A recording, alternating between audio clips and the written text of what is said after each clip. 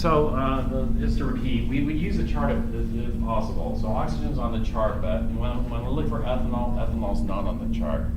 Since ethanol's not on the chart, you go, maybe it's unreactive. But you know that's not true.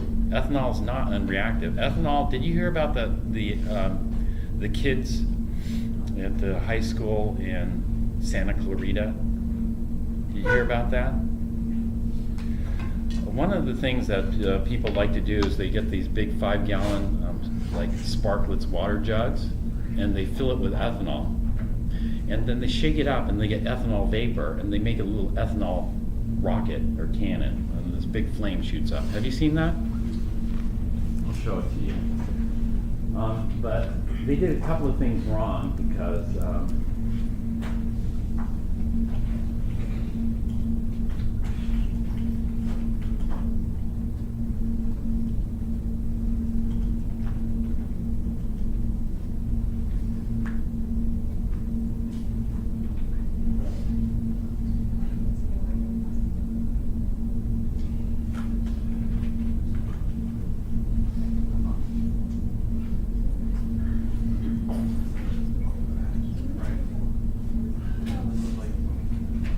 only 57 seconds.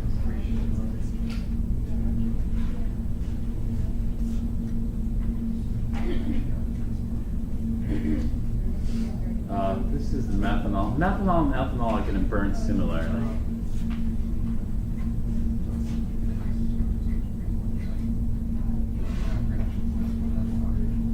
This is called I guess the whoosh bottle.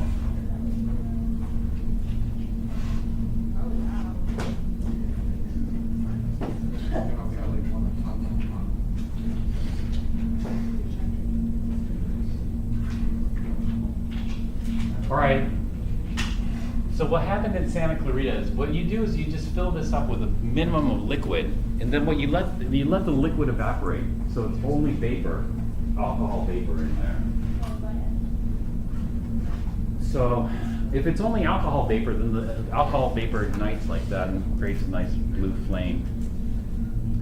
But what the kids in Santa Clarita did was they put way too much ethanol in there, so they had a layer of liquid ethanol on the bottom of that. Well, you just want the vapor to catch on fire, because now if you have a pool of ethanol that catches on fire, then that's going to generate a pretty big fire, and it's probably going to melt the bottle and whatnot. And so I guess they put too much liquid ethanol. And the other thing is they had a 1 gallon, I think, jug of ethanol that they put right next to the bottle.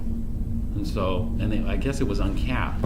And so what happened was, okay, the vapor ignited, then the liquid in there ignited, and then the bottle ignited.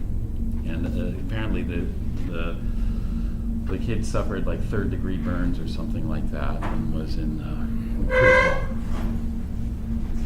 critical care. So, anyways, I don't remember all the details, but it was something of that sort that happened recently. That's the whoosh bottle. Well, anyway, it's not on this chart, but we know ethanol is very reactive. Ethanol, what would you call it? A pretty strong reducer. And so normally with ethanol, we'd just assume it's oxidized completely to CO2. And so if no product is specified, we assume it's oxidized all the way to CO2 because that's complete combustion, complete oxidation. However, in this case, it wasn't complete. What I said yesterday is, I would have been happy. I ended up using the bottle of wine just to put out the campfire. So it didn't go to complete waste. It was $1. You think $1 is cheap, but it was a $1 fire.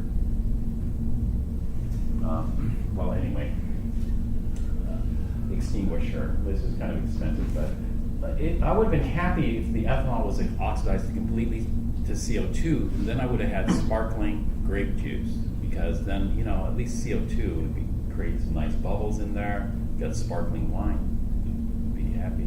But it wasn't completely oxidized to CO2, it was only partially oxidized to acetic acid, and acetic acid is vinegar, and so it tasted like vinegar. It was bad. And so $1 for a bottle of vinegar, it's a ripoff, unfortunately. So why don't you tell me the chemical reaction that happened there? using the skeleton redox. Do you remember the skeleton redox? So look at, we already did ethanol to CO2. You have to change it. We're not going all the way to CO2. We're going to do ethanol to what? Acetic acid. And so that's the skeleton you set up, and then balance it. So try that and see.